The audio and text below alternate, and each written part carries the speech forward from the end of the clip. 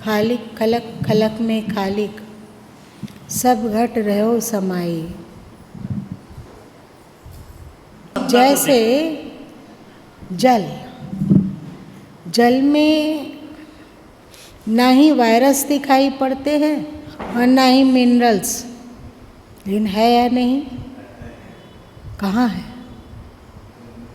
कैसे दिखेगा? दिख तो नहीं रहा है कि जल में, जल मतलब पानी, पानी में मिनरल्स है या उसमें वायरस है, कुछ नहीं दिखाई पड़ता है।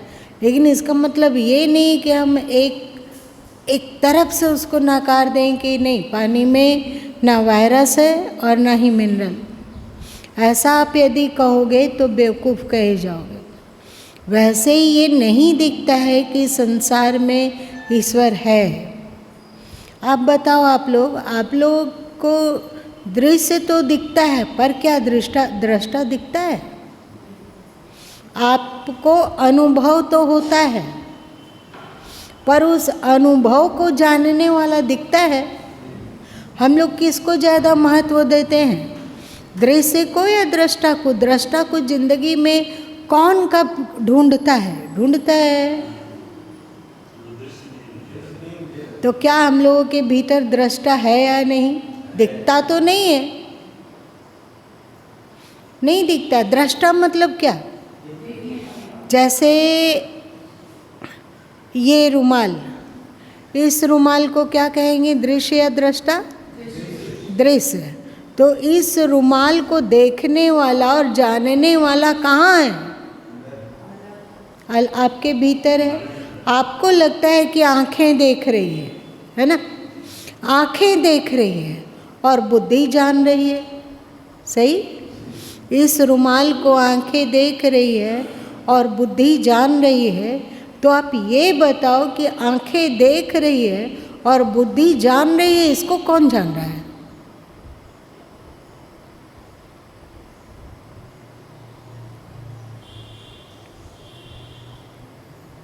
बताइए। आँखें देख रही है और बुद्धि जान रही है इस रुमाल को, इसको जानने वाला कहीं भीतर है या नहीं? तो हम लोग रुमाल को तो देख पाते हैं और उस रुमाल को देखने वाली आँखों को भी देख पा रहे हैं, रुमाल को भी देख रहे हैं और रुमाल को जानने वाली बुद्धि को भी देख रहे हैं, पर इसे भी कोई देख रहा है और जान रहा है, उसको तो नहीं जानते हैं। पर वो है या नहीं? कहाँ बैठा हुआ है? जैसे आँखें स्थूल है, इससे बहुत सूक्ष्म बुद्धि है ना? बुद्धि से आगे की बात बुद्धि को भी जान रहे। कौन है वो?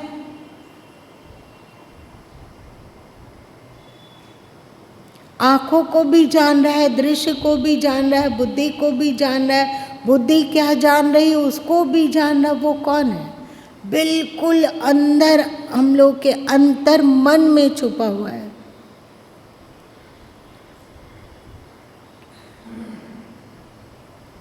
पर कोई तो है।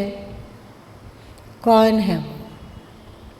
हम लोग दृश्य में अथवा अनुभव में इतना अधिक गुम हो जाते हैं कि दृष्टा और अनुभव को जानने वाले पर हमारी दृष्टि कभी जाती ही नहीं है। लेकिन है तो वो।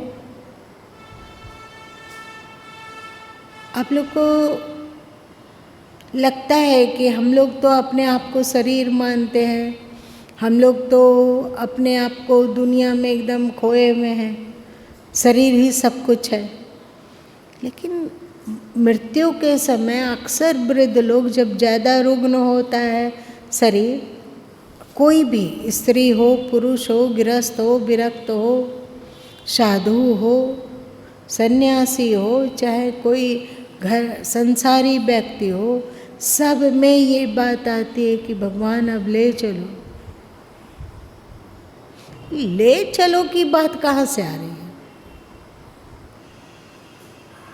कोई कहता है कि प्रभु हमें मार दो, कहता है, तो ले चलो में कुछ तो है कि शरीर से अलग है।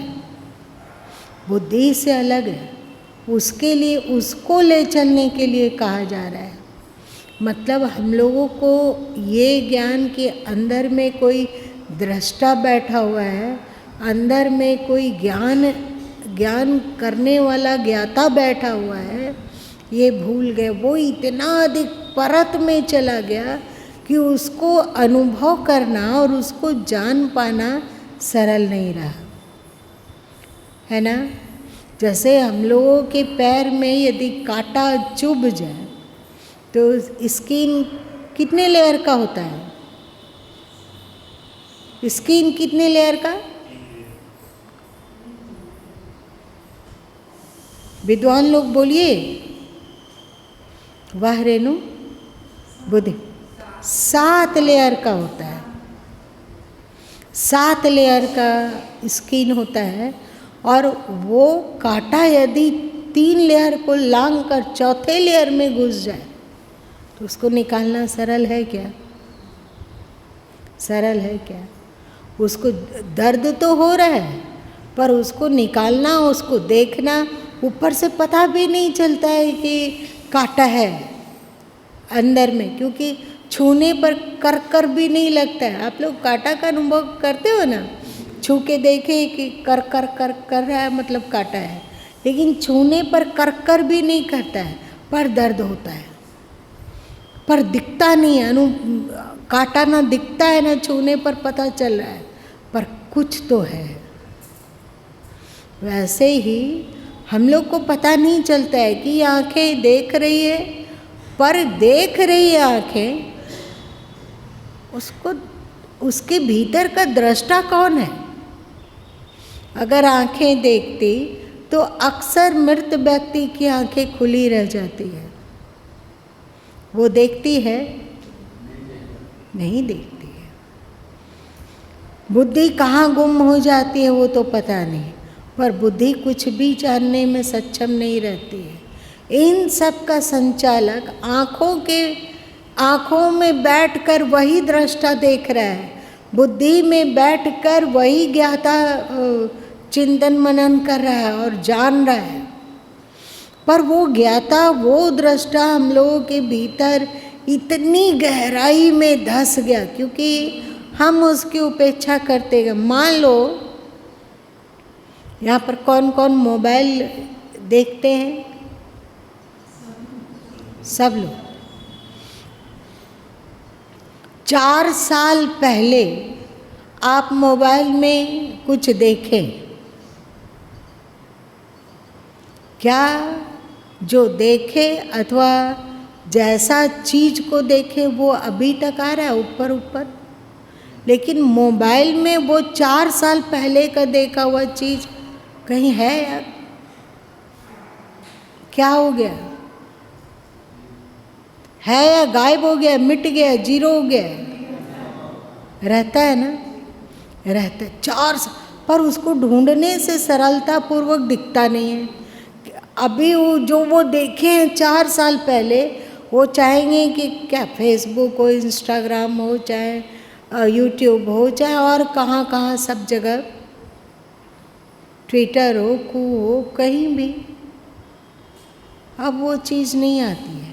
पर मोबाइल के डाटा में वो चीज़ है बहुत अंदर, क्योंकि अब दूसरा चीज़ देखते गए तो जो देख रहे हैं वो ऊपर ऊपर ऊपर होता चला जा रहा है, और जो पहले देख चुके हैं वो डाटा है, पर वो गुम है, बहुत गहराई में छुप गया है। होता है ना? वैसे ही हम लोग मन से काम लेते हैं, बुद्धि से काम लेते हैं, इंद्रियों से काम लेते हैं, शरीर से काम लेते हैं, तो वो हमारे अंतस के बाह्य पटल पर आते रह रहा है। पर हमारा जो भीतर दृष्टा है अथवा हमारे भीतर जो ज्ञाता है वो बिल्कुल अतल गहराइयों में छुप गई। ऊपर से देखने पर अथवा सोचने पर उसका अता पता नहीं मिलता। आप लोग को पता चलता है क्या ज्ञाता कहाँ है, दृष्टा कहाँ है? नहीं, कुछ नहीं होता है। थोड़ा ज़्यादा सब्जेक्ट बारीक हो जा रहा है क्या, सूक्ष्म हो रहा है?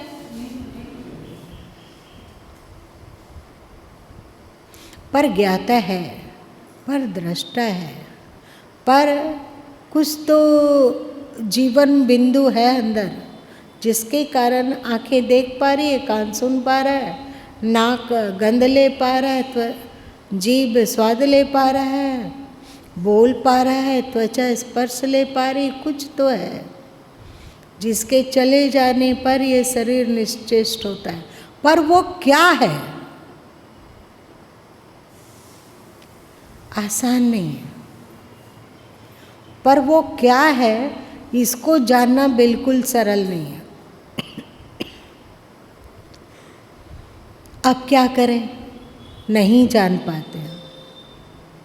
पता चला यदि आप गीता को पढ़ोगे अथवा कोई संत बानी पढ़े, बीजक इत्यादि पढ़े, तो उसमें बताया गया कि आप इस रास्ते से आगे बढ़ो, इस रास्ते का फॉलो करते हुए अग्रसर होते जाओ, तो चलते चलते चलते चलते चलते तुम दृष्टा को और ज्ञाता को समझ जाओगे, क्योंकि वो तुम्हारा स्वरूप है।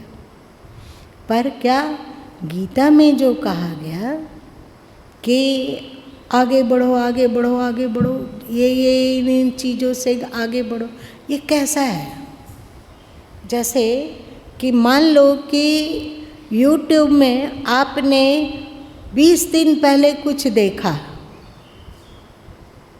अब YouTube के हिस्ट्री में जाओ और हिस्ट्री से उसको ढूंढो, तो सामने में जो 10 मिनट पहले देखे वो आ गया, फिर 20 मिनट पहले देखे वो आ गया, 25 मिनट पहले देखे वो दिख रहा है, फिर 24 घंटे पहले देखे थे वो दिखने लगा। अब 4 दिन पहले का देखा हुआ तक पहुंचने के लिए आपको इन सबको लांघना होगा कि नहीं? और यदि आप बोलोगे कि ये हमसे नहीं हो सकता है, ये हमसे नहीं होगा, ये मेरे संस्कार में नहीं है, मेरे DNA में नहीं है। आपके बब्बा लोग कभी ऐसे हिस्ट्री चेक किए थे क्या YouTube का? तो आप क्यों चेक कर रहे हो? आप बोलो कि हमारे DNA में हिस्ट्री चेक करने का है ही नहीं, हम नहीं कर सकते हैं। जैसे ही आप सोचते हो कि हम नहीं कर सकते हैं, अब क्या होते हो? महासफल।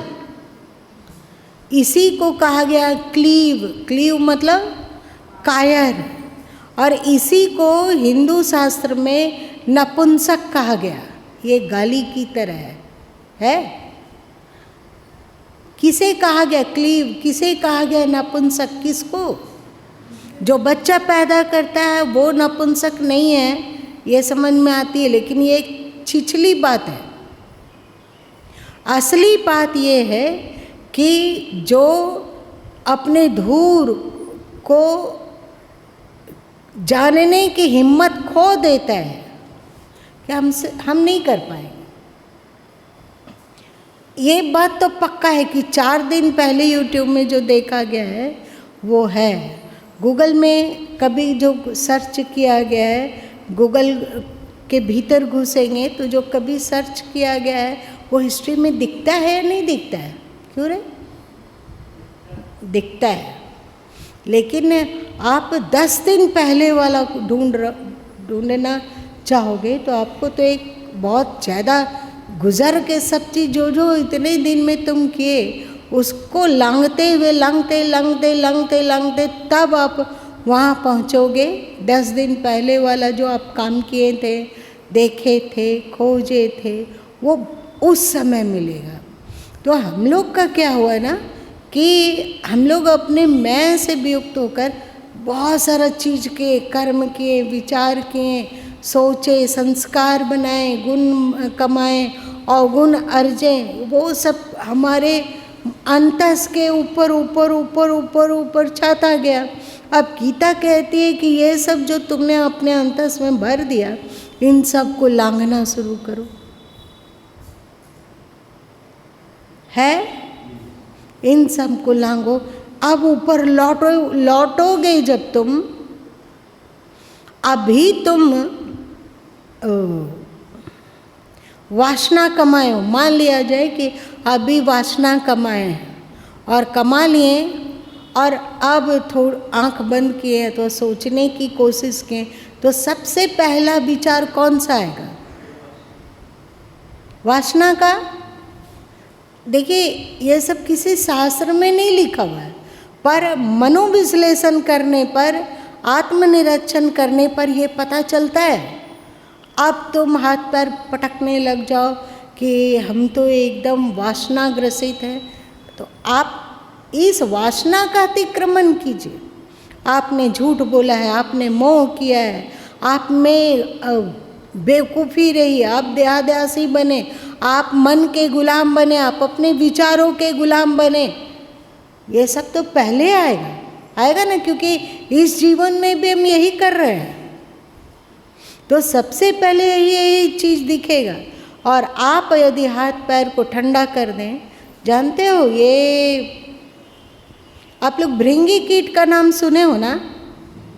भृंगी कीट सदगुरु कबीर साहब की वाणी में भी बहुत है। तो भृंगी कीट क्या करता है कि उन लोगों में प्रजनन नहीं होता है, अपना वंश वृद्धि करने के लिए वो क्या करता है कि किसी भी कीड़ा को पकड़कर उठा के ले आता है और अपने बिल में कैद कर देता है और उसको बाहर से गुन गुन की आवाज़ सुनाता है भृंगी, और उस आवाज़ को सुनकर भृंगी, वो अंदर का कीड़ा भृंगी बन जाता है। लेकिन सब कीड़ा को भृंगी कीड़ा भृंगी नहीं बनाता है। आप लोग को आश्चर्य होगा, जो उस बिल के लेयर को तोड़ने के लिए हाथ पैर चलाता है कीड़ा,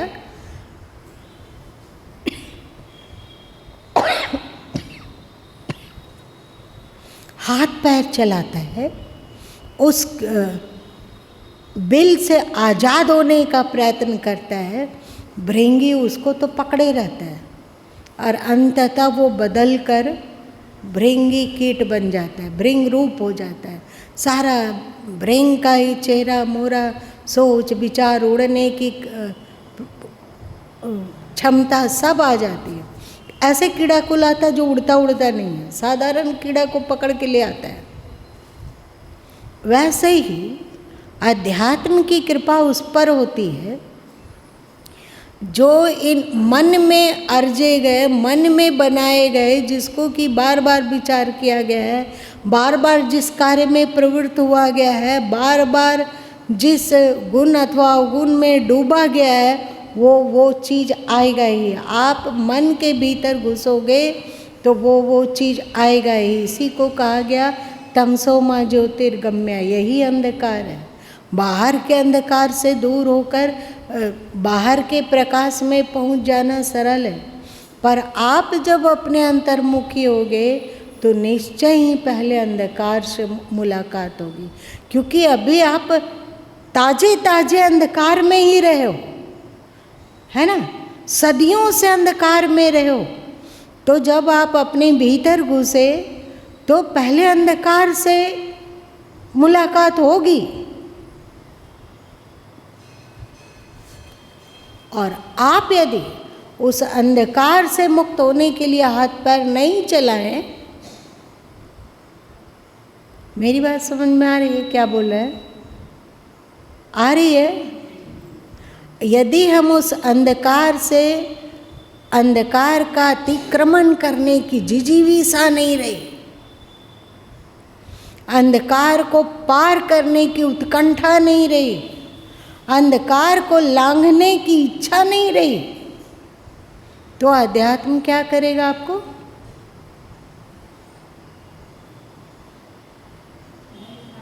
त्याग देगा। आप अध्यात्म के योग नहीं हो। आज या 1000 जन्म के बाद अंततः जब अंधकार को तय करना चाहोगे, अंधकार से पार होना चाहोगे, तो अनिवार्य रूप से अंधकार का फेस करना होगा। अंधकार मिलेगा ही मिलेगा।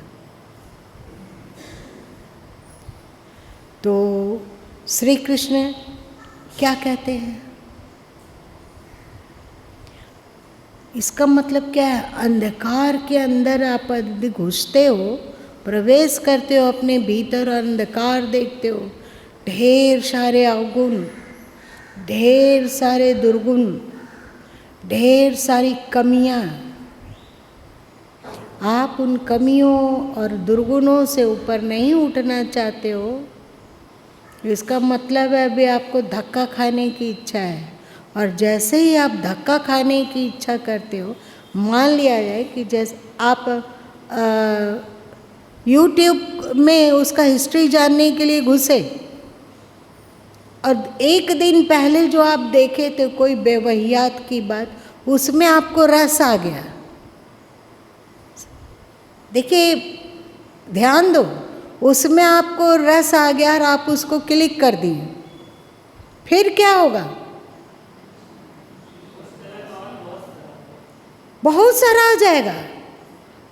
आपकी गलती क्या है कि आप उसको क्लिक कर दिए। 2 दिन पहले आप उटपटांग चीज कुछ देखे थे और आज हिस्ट्री के द्वारा वहाँ तक पहुँचे, तो उसमें फिर से रस पैदा हुआ और आप वहाँ जाकर क्लिक किए। आप कहते हो कि हम तो देखना चाह रहे थे 8 दिन पहले का डाटा कि हम क्या क्या किए थे 8 दिन पहले। 8 दिन पहले हम बहुत ही कीमती चीज़ देख रहे थे, किसी ज्ञान की बात सुन रहे थे अथवा पुनरुत्थान की बात सुन रहे थे, लेकिन आप वहाँ तक पहुँचने के लिए उसका हिस्ट्री खंगाल रहे हो, लेकिन 4 घंटा पहले अथवा 1 दिन पहले आप जो बेतुकी दृश्य उसमें देखे, उसमें क्लिक किए तो क्या हुआ? अब 4 दिन के पहले जो आप देखे हैं, जहाँ तक आपका पहुँचना कर्तव्य था, वो आपसे और दूर हो गया कि निकट आ गया? सबको समझ रहे हो ना? क्या? तो मेरी बात समझ में आ रही है? वो और दूर हो गया। और आप सोचो कि नहीं, 4 दिन पहले का वो तो संभव नहीं है, आप उसमें उलझ रहे हो, इसीलिए संभव नहीं है। जो आपने आज या कल बेवकूफ़ी कुछ की थी, उस बेवकूफ़ी को क्लिक करके उसको पसंद किए। आपकी पसंद सर्वोपरि, आप क्या पसंद करते हैं? यदि आप उस समय मन को कंट्रोल कर पाए कि नहीं, हमें 4 दिन पहले वाला दृश्य देखना है, 4 दिन पहले एक बहुत ही अनमोल बात सुने थे अथवा पढ़े थे, उसे हमें यूट्यूब, तो ये सब दृश्य का उल्लंघन करना होगा ना। जो आप आज किए, 10 मिनट पहले यूट्यूब में सर्च किए थे, चाहे आधा घंटा पहले, चाहे 1 घंटा पहले या 2 घंटा पहले, 5 घंटा पहले, 25 घंटा पहले, इतना सब लांगते आप 4 दिन पूर्व वाला जो आपका कीमती चीज़ देखे थे, जिसे आप ढूंढ रहे थे, तो इतना मेहनत करना होगा। वैसे ही आप अपने उस अस्तित्व जो हमारे भीतर सब कुछ को जानने वाला है, जो सब कुछ देखता है, वहाँ तक पहुँचने के लिए आपने जो जो अर्जन किया है, चाहे 1 जन्म में चाहे सैकड़ों जन्म में, उससे तो गुजरना होगा आपको। इसी को कहा गया तमसो मा ज्योतिर्गमया। ये मत सोचो कि कोई ईश्वर आएगा, कोई अदृश्य कर्ता आएगा, कोई अदृश्य सहायक आएगा जो कि आपको अंधकार से उठाकर प्रकाश में पहुंचा देगा। ये सब ख्याली पुलाव मत कराओ। गुरु भी क्या करेंगे? वे केवल आपको इशारा दे सकते हैं, वे आपको ढाढ़स दे सकते हैं, वे आपको हिम्मत बढ़ा सकते हैं, आपकी हिम्मत बढ़ा सकते हैं, वे आपको सही और गलत दोनों रख दे सकते हैं और कहते हो कि ये सही है, इसको चुनो, ये गलत है, इस पर मुग्ध मत हो जाना। गलत में यदि क्लिक कर दिए तो फंस गए। यही तो त्याग है, यही तो बैराग है। और क्या है बैराग?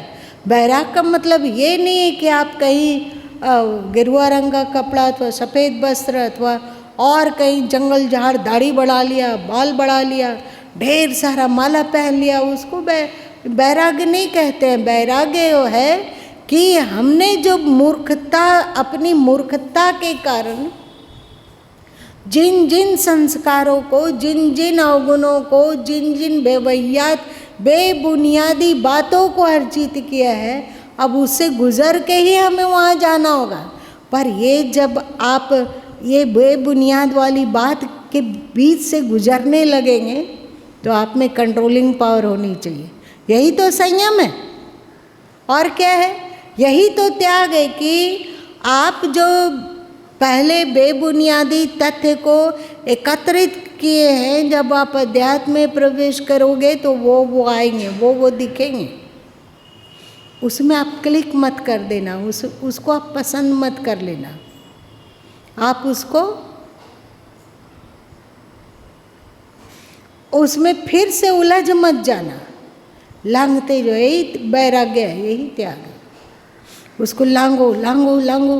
तुमको जानना है कि इन सब बातों को जान कौन रहा है, लांघते लांघते। इसी को तो शास्त्रों के द्वारा है कि जब कोई तप करता है तो इस देवता लोग उसकी परीक्षा लेते हैं, देवता लोग उसकी तपस्या को भंग करने के लिए अनेक अप्सराओं को पैदा कर देते हैं।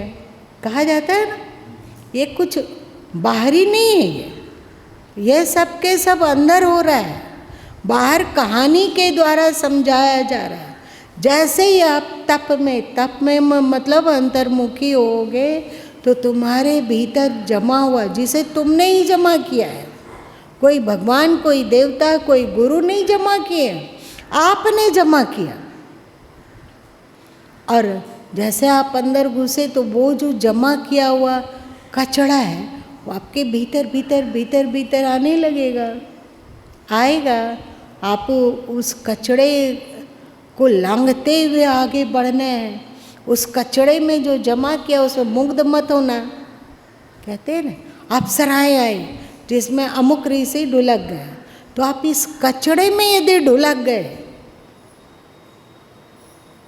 मेरी बात कौन कौन नहीं समझ रहा है, जरा हाथ उठाना। मेरी बात कौन नहीं समझ रहा है? सच सच मेरी बात सब समझ रहे हो? कचड़े में मुग्ध ना होना, यही है परीक्षा में पास होना।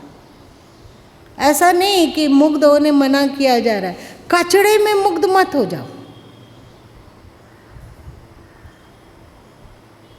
और जब हम अपने भीतर के कचड़े को लांघते हैं, तमस को लांघते हैं, अंधकार को लांघते हैं, तो धीरे धीरे प्रकाश आने लगता है।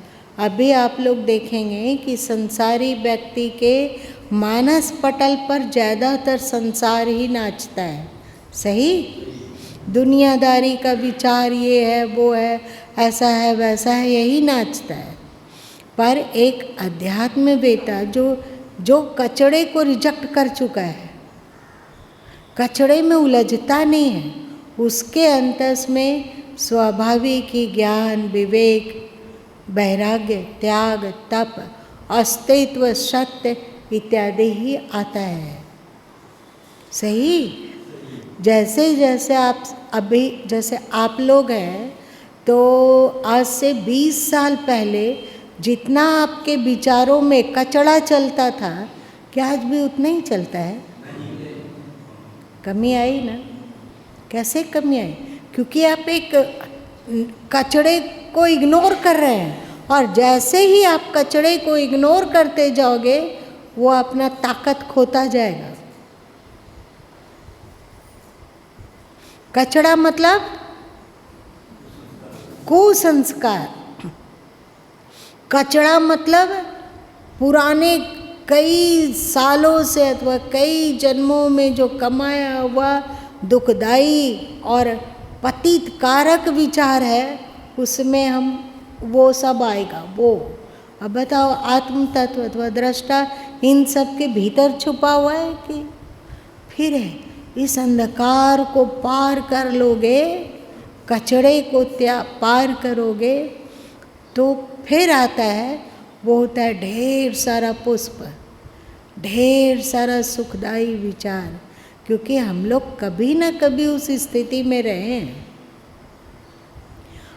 जब हम लोग किसी जन्म में सतयुग में जन्म लिए होंगे, किसी जन्म में जब हम कबीर साहब के समय में रहे होंगे, उनका उपदेश सुने होंगे, उनका सानिध्य लिए होंगे, और पहले जाएंगे तो उस जन्म में अनेक जन्म जन्मांतरों के पहले हम श्री कृष्ण के गोप बालक रहे होंगे।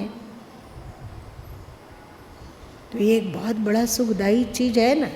कभी हम लोग किसी समय तप किए होंगे, स्वाध्याय किए होंगे, निश्चय कभी ना कभी किए हैं, तभी आज हम लोगों की इस तरह की प्रवृत्ति है कि नहीं, सत्संग में चलना चाहिए। सत्संग में नहीं जाते हैं तो कुछ मिसिंग लगता है ना। इसका मतलब हम लोग कभी ना कभी उस स्थिति में थे, तो वो भी अनुभव में आता है। जब हम कचड़े को लांघेंगे तो इतने सुखदायी, इसी को कहा जाता है कि घंट अनाहत नाद गूंजने लगा, नाद गूंजने लगा, अनेक भिन्न भिन्न प्रकार के प्रकाश का अनुभव होने लगा, और उसमें एक मस्ती छा गई। ओंकार की ध्वनि ध्वनित होने लग गई, और उन सब में इतनी मस्ती, इतना अधिक सुख, इतनी शांति कि लगता है यहीं पे रहे, यही मेरा घर है।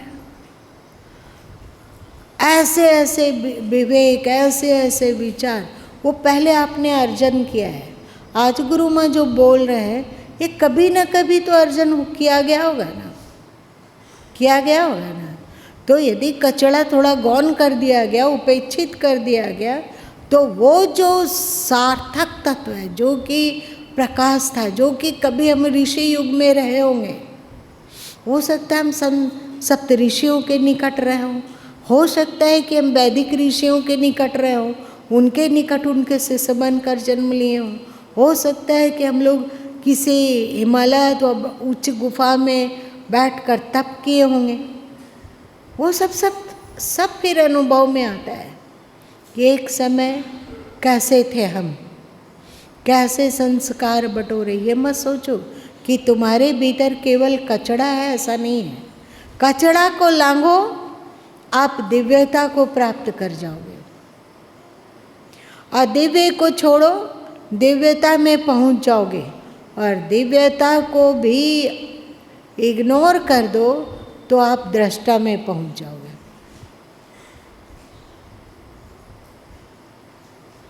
क्या यही बात आपकी गीता नहीं उपदेश कर रही है? ठीक से सोचो, कर रही है? यही तो कह रही है। वे 16वें अध्याय में आसुरी वृत्ति हम लोग सब में है, सही? आप पढ़ के देख लो आसुरी वृत्ति क्या क्या है। आसुरी वृत्ति में 16वां अध्याय का पूरा शुरू में उन्होंने 16वें अध्याय का एकाक श्लोक में आसुरी वृत्ति की चर्चा करके बात बंद। दैविक वृत्ति का 3 श्लोकों में चर्चा श्री कृष्ण करते हैं 16वें अध्याय में। आसुरी वृत्ति का 1 श्लोक में निपटा देते हैं, 5वें श्लोक, 4थे श्लोक, और उसके बाद फिर से जब आसुरी वृत्ति की चर्चा शुरू करते हैं तो उसका बखिया उघेड़ देते हैं। कहते हैं ये आसुरी वृत्ति, इसको छोड़ो। तो क्या करें? दैविक वृत्ति को अपनाओ। आसुरी वृत्ति को कैसे छोड़ोगे? वो तो आप ध्यान करोगे अथवा अध्यात्म में जाओगे तो वो आसुरी वृत्ति जिसे आपने अभी अभी कमाया है वो आएगा ही। आप उसको लांघो, छोड़ दो दैविक वृत्ति को अपनाने का चक्कर, श्रेष्ठ गुणों को अपनाने का चक्कर छोड़ दो।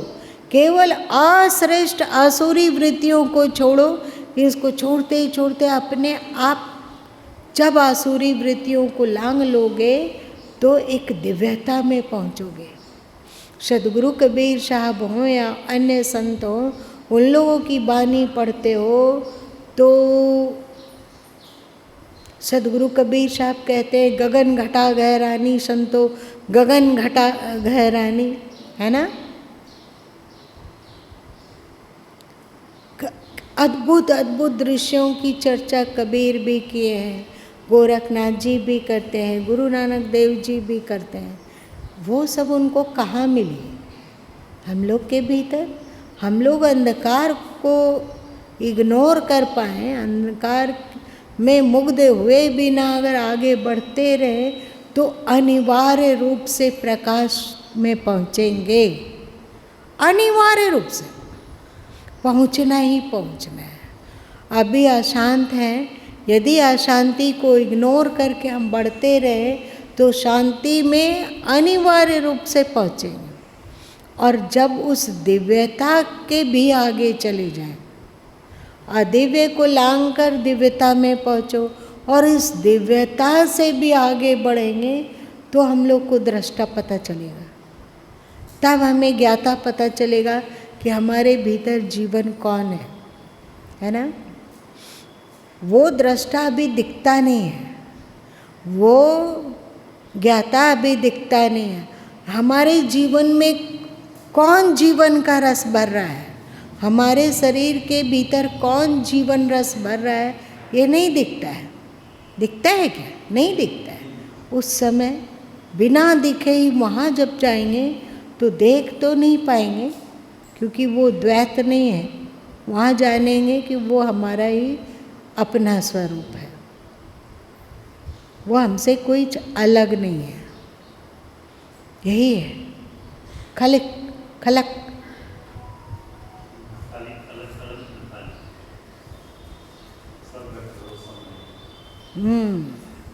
सब घट रहे हो समाई, पता नहीं चल रहा है। आप लोगों को पता चल रहा है कि आपके भीतर ईश्वर बसा हुआ है, आपके भीतर ज्ञाता है, आपके भीतर दृष्टा है। हम लोग दृश्य और ज्ञान इसी में उलझ जा रहे हैं, इसी को बार बार पसंद कर रहे हैं, इसको रिजेक्ट कर ही नहीं पाते हैं। तो हमारी हालत बड़ी पतली हो जा रही है।